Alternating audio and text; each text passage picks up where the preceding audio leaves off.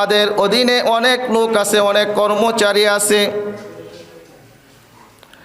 এই অধীনস্থদের সাথে আমরা কিন্তু উত্তম ব্যবহার করি না, ভালো ব্যবহার করি না।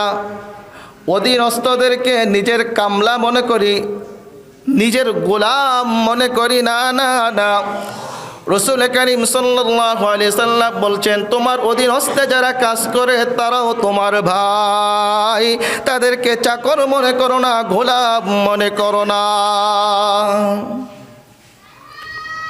হাদিসে আছে রাসূল কারীম সাল্লাল্লাহু আলাইহি সাল্লাম বলেছেন, কর্মচারী যারা আছে, আমার আপনার অধীনে যারা কর্মচারী রয়েছেন, তাদের শরীরের ঘাম শুকানোর পূর্বে তাদের পারিশ্রমিক দিয়ে দাও।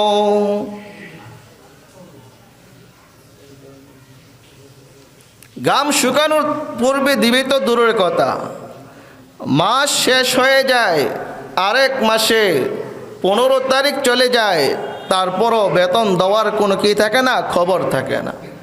বেতনের জন্য আন্দোলন করতে হয়।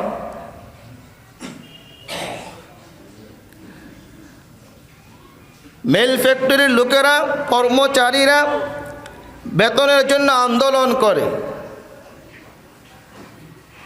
আরে ভাই, আপনার তো বোঝা উচিত, আপনার তো চিন্তা করা উচিত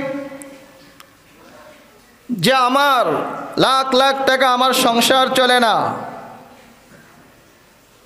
30-40 হাজার নিচে আমার সংসার চলে না।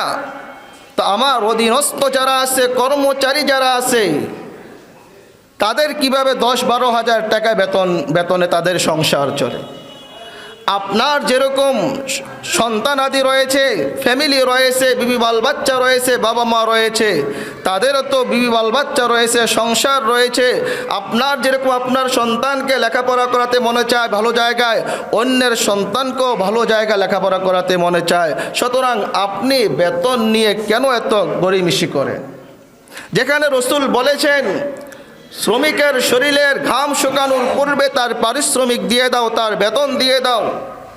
সর্বোচ্চ হয়তো আপনি পরের মাসের 5 থেকে 10 বা 5 তারিখ, 1 থেকে 5 তারিখ দেরি করতে পারেন। আপনি 1 থেকে 10 তারিখ, 15 তারিখ আরও ঘুরাইতেছেন। তার মানে আপনি শ্রমিকের সাথে আপনি গাদ্দারি করলেন, রাসূলের বাণীর সাথে আপনি গাদ্দারি করলেন। এজন্য ভাইয়েরা আমার,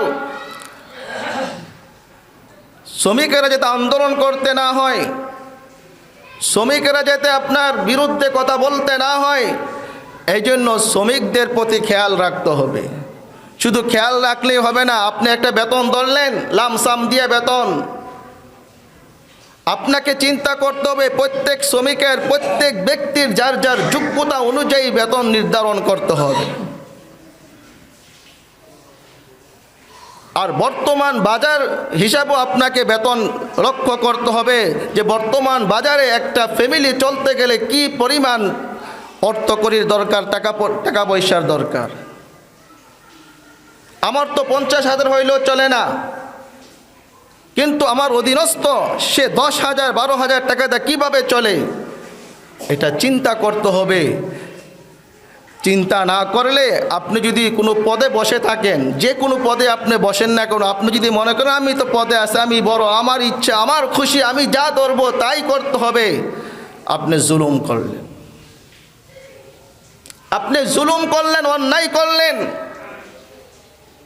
আপনার দায়িত্ব, আপনার কর্তব্য, আপনার অধীনস্থ যারা আছে, অধীনস্থদের তার মান অনুযায়ী, তার শান অনুযায়ী, মর্যাদা অনুযায়ী এবং বর্তমান প্রেক্ষাপটে কি পরিমাণ বেতন হইলে একটা মানুষ সুন্দরভাবে ভালোভাবে চলতে পারে, ওই দিকে লক্ষ্য রেখে তার বেতন ভাতা নির্ধারণ করা। অন্যথায় কাল কিয়ামতের ময়দানে আপনাদেরকে আল্লাহ তাআলার কাঠ গড়ায় জবাবদিহি করতে হবে। আল্লাহ তাআলার কাঠ করে আপনাকে জিজ্ঞাসা করা হবে যে তুমি তোমার অধীনস্থদের সাথে কি ব্যবহার করেছো, অধীনস্থদেরকে তার যথাযোগ্য বেতন, তার যথাযোগ্য সম্মান তুমি দিয়েছো কিনা।